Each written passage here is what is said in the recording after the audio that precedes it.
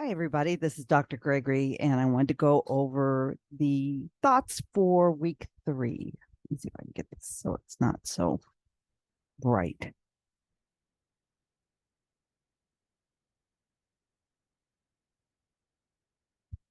Okay, it's a little bit better, but I don't do well with the lighting. So we've just passed the halfway mark, 2 weeks down and 2 to go.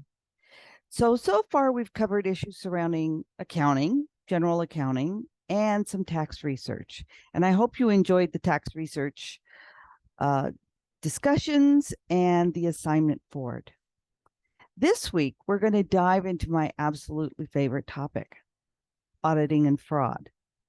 A little bit of background. I've been an auditor for close to 35 years, and I have also been a certified fraud examiner since 2008. So 10 years, 15 years. And I've had the opportunity to work on multiple audits of states, municipalities, scholarship funds at colleges, import-export companies, pension plans, tribal governments.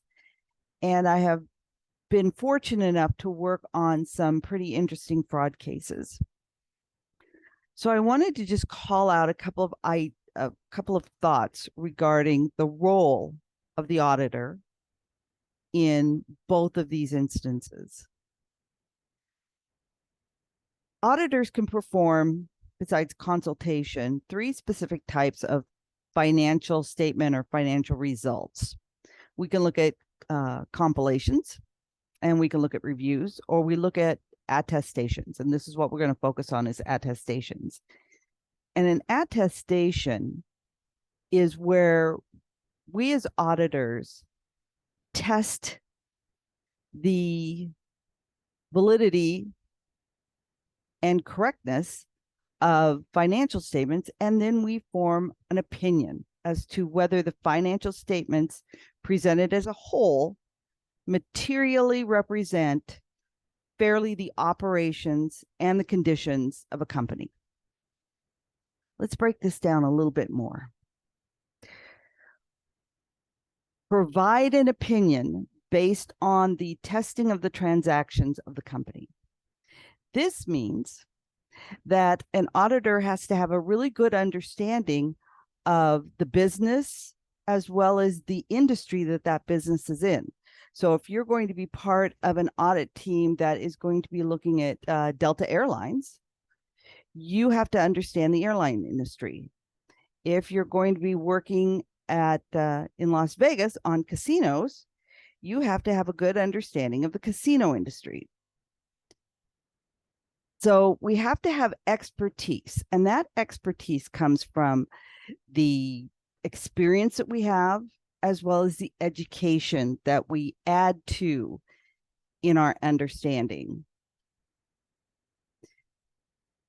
Now, when we opine or we form an opinion as to the results of the financial statements, we are looking at, in all material respects, the financial statements represent the financial results of the company fairly.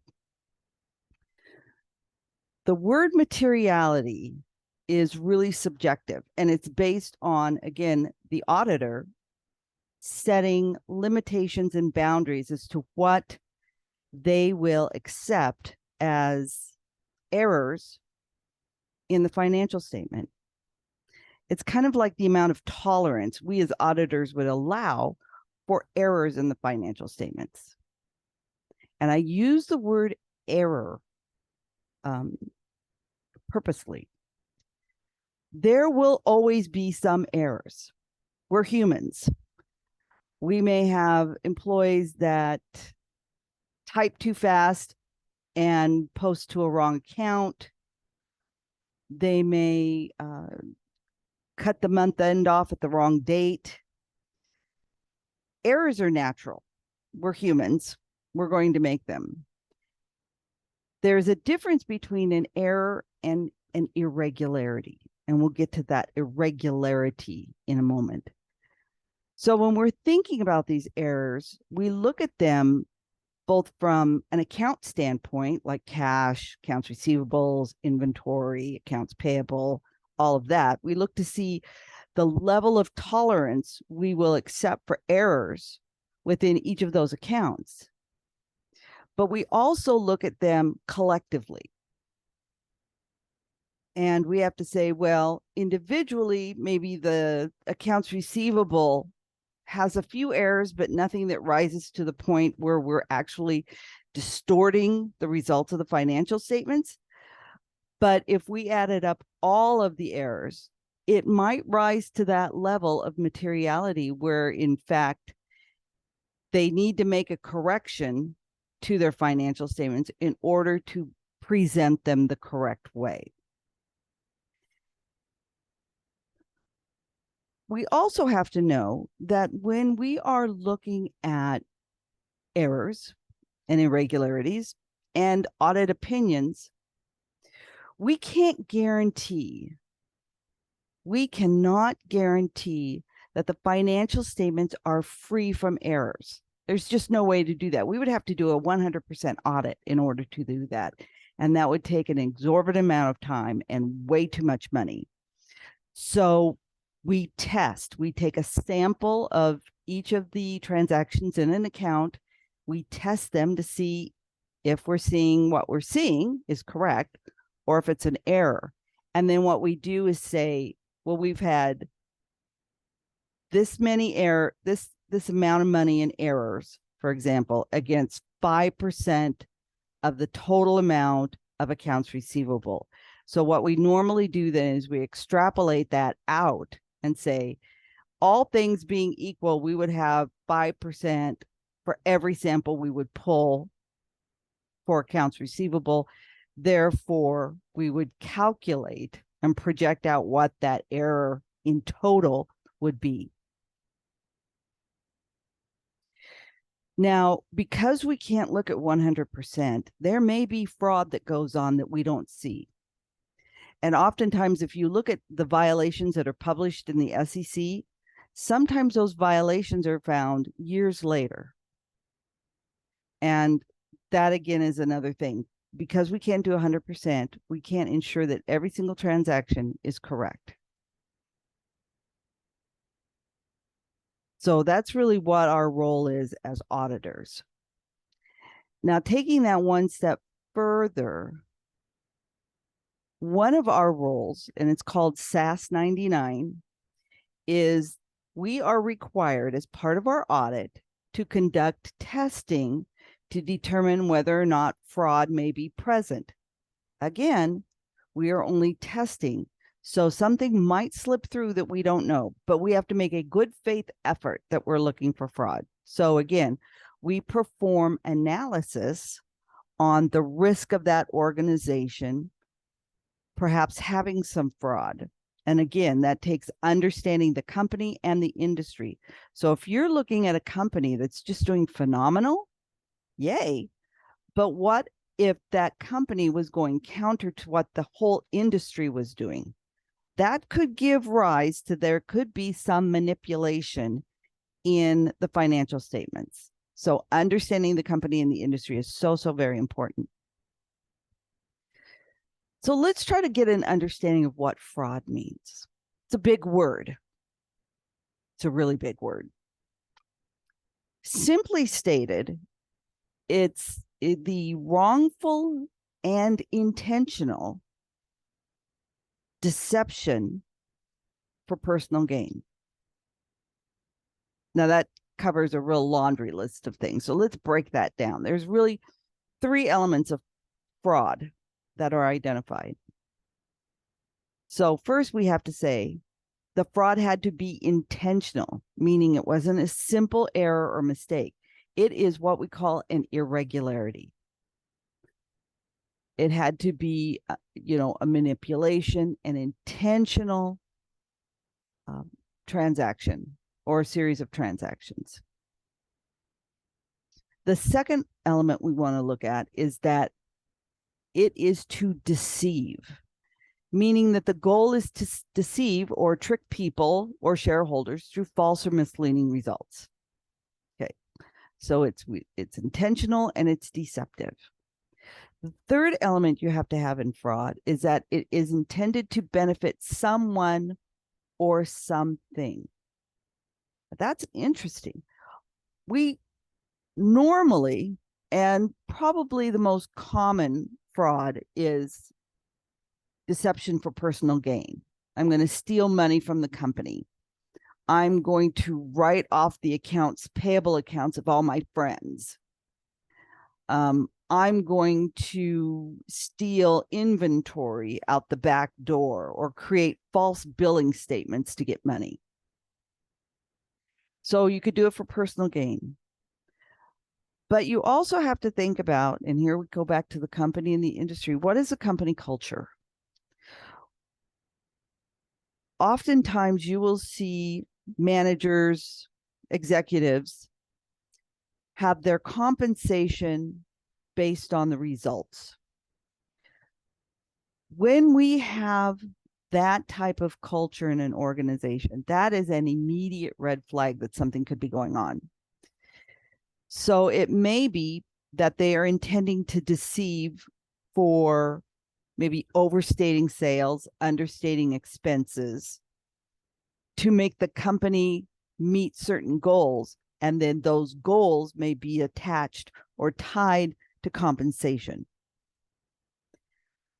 Another thing, and it happens sometimes, not real often, but sometimes you get people who are what we call altruistic. They work for a company they totally believe in. Maybe the company is struggling and it's not doing so well. So while it's not tied to compensation, it could be tied to earnings per share. And the stronger your earnings per share are, the more enticing you may be to an investor. So they may not be doing it for personal gain, but they may be doing it to make the company look better. Now, those are the three elements of fraud that we see according to the Association of Certified Fraud Examiners. There's actually a fourth element, and that's where the courts get in. The court says, yes, you could have the intentional misleading data. You could be intentionally deceiving, and it may be to benefit somebody or something like the company. But the final element is that the result of the deception must cause harm. Either people invested based on false information, the company lost money because someone stole it. So you have to look to see that a party needs to be harmed by all this in order to have fraud stand up in court. So we can define fraud under the accounting terminology, but to make it legal fraud, there has to be that one final element. Now, as auditors and accountants, it's our role to test for fraud, but we can't state that something that occurred is fraud. It's a fine line we have to walk, especially as a fraud investigator. All we as accountants, auditors, fraud examiners can state is based on our testing, it appears more likely than not that there may be irregularities in the financial results. See how I kind of danced around that? I can't state there's fraud. I can state that there are elements going on in the financial statement that could be perceived as fraudulent. But the only place where fraud can be determined is in a court of law. So don't let people fool you by saying, yes, our role is to go out and find fraud. No, we go out and we examine and detect for irregularities in the system that more likely than not could lead to a falsification of the financial results. Now, how do we do this? Well, we're guided by AICPA standards. We're guided by the PCAOB standards. We are guided by our role as fraud investigators under the ACFE. And we are also bound, if we are CPAs, by the AICPA Code of Professional Conduct. And that provides us a guideline on how we conduct ourselves as members of the accounting profession. Now, some of these guidelines include exercising due professional care. Well, what does that mean? Well, due professional care basically means I'm qualified from my expertise and my education that I can perform a financial statement audit or an investigation, and I can provide an opinion on it. I don't have any internal conflicts or conflicts of interest. I have no stake in the company, things like that. We also have to have a skeptical mindset. And that kind of means two different things. It means we kind of have to go in with the expectation that we're going to find something as an auditor, because that forces us to really dive deep into these tests. As a fraud examiner, the skeptical mind basically says, I'm going to walk into this case with the understanding that what I put together may be part of a trial. So I have to be very diligent and do my due diligence, document my work completely, and be ready to testify. Another of these guidelines is that we have to know how to develop the appropriate tests to detect errors and irregularities in the financial results. And I kind of touched on that earlier. Those tests would include looking at source documents, making sure those source documents aren't fraudulent, tracing those source documents into the general ledger and making sure that they wind themselves appropriately through the general ledger into the financial results.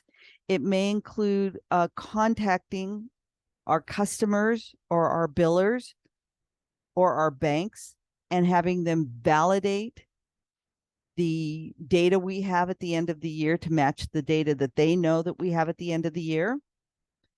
So we look at these individually and collectively as a whole to determine if any errors detected give rise to that materiality in total or give rise to the potential that there may be some fraudulent activity going on.